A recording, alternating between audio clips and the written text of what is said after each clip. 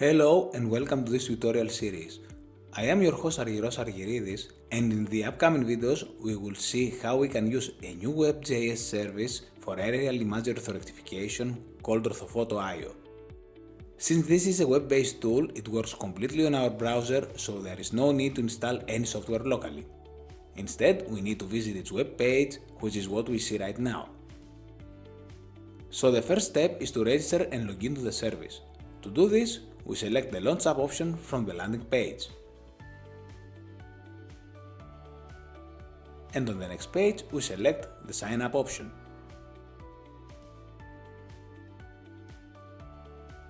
Now we need to fill information such as our first and last name, our email, and the password to log into the service.